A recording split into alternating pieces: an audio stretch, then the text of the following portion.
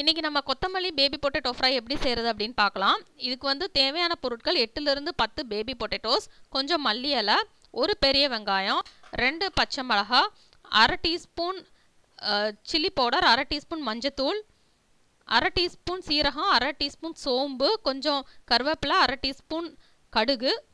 நம்ம ஃபஸ்ட்டு இந்த பேபி பொட்டேட்டோஸை வந்து ஒரு ப்ரெஷர் குக்கரில் எடுத்துகிட்டு கொஞ்சம் தண்ணி ஊற்றி ஒரு விசில் வந்து ஹையில் வச்சுக்கணும். அதுக்கப்புறம் சிம்மில் வச்சு 3 நிமிஷம் வச்சுட்டு நம்ம அதுக்கப்புறம் திறந்து அந்த ஸ்கின்னை வந்துட்டு நம்ம பீல் பண்ணிடணும்.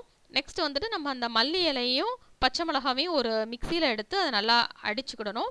அதில் வந்து ரொம்ப தண்ணி விடக்கூடாது, லேசாக தண்ணி விட்டு அடிச்சுட்டு அதுக்கப்புறம் ஒரு கடாயில் வந்து 1/2 டேபிள் ஸ்பூன் ஆயில் எடுத்துக்கணும். இதுக்கு வந்து தேங்காய் எண்ணெய் ஊற்றினா நல்லாயிருக்கும். அதுக்கப்புறம் நம்ம கடுகு போட்டுட்டு அது நல்லா பொரிஞ்சு வந்ததுக்கப்புறம் நம்ம வந்து சீரகம் பெருஞ்சீரகம் 2ஐயும் போடணும். அதுவும் நல்லா பொரிஞ்சு வர வரைக்கும் நம்ம வெயிட் பண்ணணும். இது நல்லா பொரிஞ்சு வந்ததுக்கப்புறம் நம்ம வந்து கொஞ்சம் கருவேப்பிலை சேர்த்துக்கலாம். கருவேப்பிலை வந்து நம்ம லேசாக ஃப்ரை ஆனதுக்கப்புறம் நம்ம வந்து பொடியாக நறுக்கி வச்சுருந்த வெங்காயத்தை எடுத்து ஆட் பண்ணிக்கிடணும்.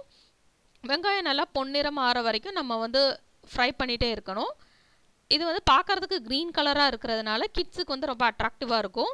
க்ரீன் பேபி பொட்டேட்டோ அப்படின்னு சொன்னிங்கன்னா கிட்ஸ் வந்து கண்டிப்பாக விரும்பி சாப்பிடுவாங்க. ஸோ இந்த மாதிரி நீங்கள் கலர்ஃபுல்லாக செஞ்சு கொடுக்குறப்ப கிட்ஸுக்கு ரொம்ப அட்ராக்டிவாக இருக்கும். இது வந்து நம்ம சாதத்து கூட சேர்த்து சாப்பிட்றதுக்கு ரொம்ப நல்லாயிருக்கும். இப்போ வந்து வெங்காயம் நல்லா கலர் சேஞ்ச் ஆகிடுச்சு.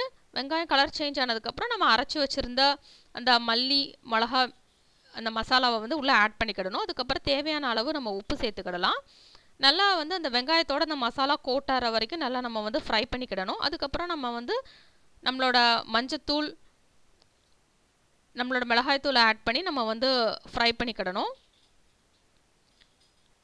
நெக்ஸ்ட்டு வந்துட்டு நம்ம நல்லா அவிச்சு நம்ம தோலெல்லாம் நீக்கி வச்சுருக்கிற அந்த பேபி பொட்டேட்டோஸ் எடுத்து ஆட் பண்ணிக்கிடணும். அதை ஆட் பண்ணி நல்லா மிக்ஸ் பண்ணிடணும்.